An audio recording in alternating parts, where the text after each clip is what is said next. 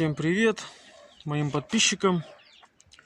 Как в прошлом видео я снимал, показывал мой парник, как я его сделал.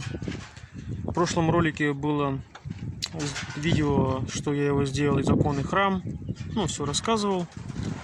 И сегодня буду его обшивать полиэтиленом. Купил полиэтилен, вот лежит.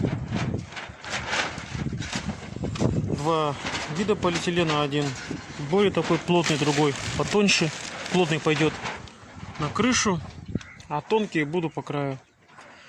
Хотел, конечно, обшить его поликарбонатом, но в связи с финансовыми проблемами у меня пришлось покупать простой полиэтилен и буду обшивать полиэтиленом.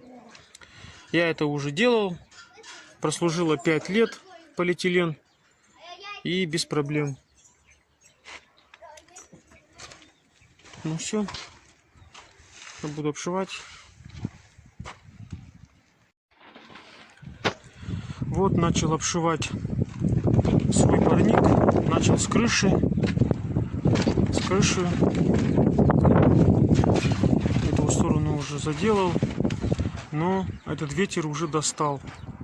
Этот ветер меня просто заел. Вот заел этот мне ветер. Каждый день ветер. Но делать надо. А ветер, постоянный ветер. Честно, он меня уже достал. Вот не буду уж матом, как говорит, но заел мне это точно заел. Смотрите, как полиэтилен поднимает ветер. Снимаю один и приходится и снимать, и дальше делать.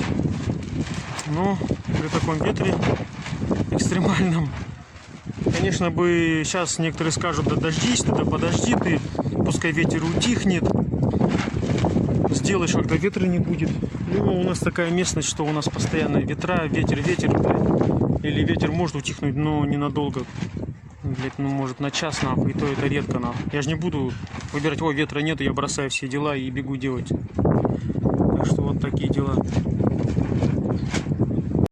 Вот продолжаю обшивать парник вот таким методом, с помощью степлера.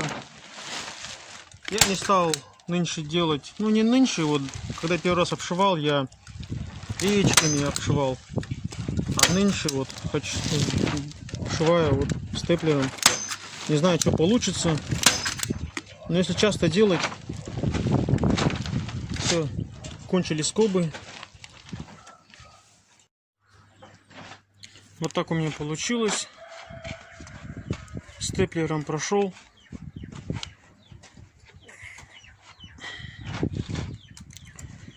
Вот так, пока все нормально.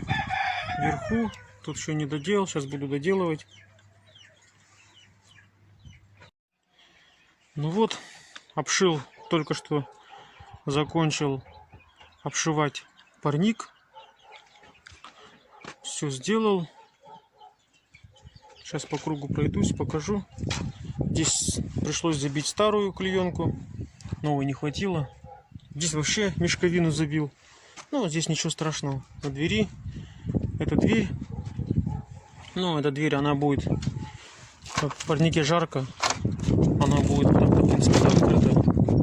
У меня есть веревка вот, и она у меня вот так, ну, почти все лето открытая. Так что только на ночь закрывается, так что мешковины забило, это ничего страшного. Здесь все полиэтиленом. Тут добавлял стекла, ставил. Вот здесь поставил стекло. Здесь стекло поставил. Тут полиэтиленом оббил. Также местами вот здесь стекло. Специально маленько сломал стекло, чтобы вентиляция была. Ну, тут косяки еще остались, надо будет так по мелочи доделать. А так все, весь парник оббил. Здесь тоже стекло разрезал, специально оставил отверстие, чтобы в парнике жарко сильно не было, не стал стеклить. Вот, в принципе, все, парник готов. Завтра будем высаживать сюда уже подрощенные огурцы.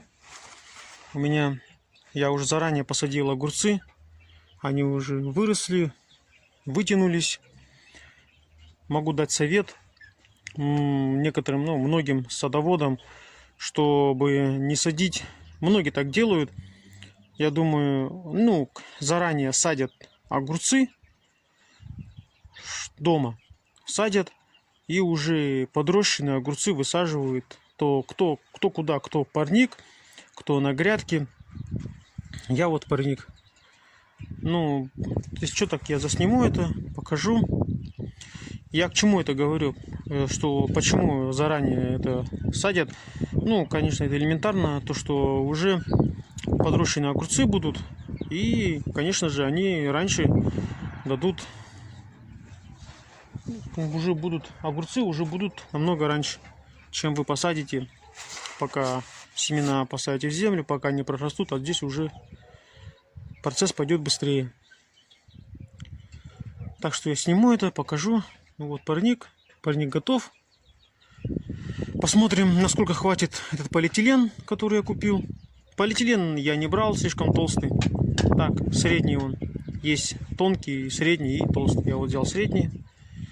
Проверим, на сколько лет он мне хватит. Все, всем пока. Подписывайтесь на мой канал. Буду снимать, показывать. Всем счастливо.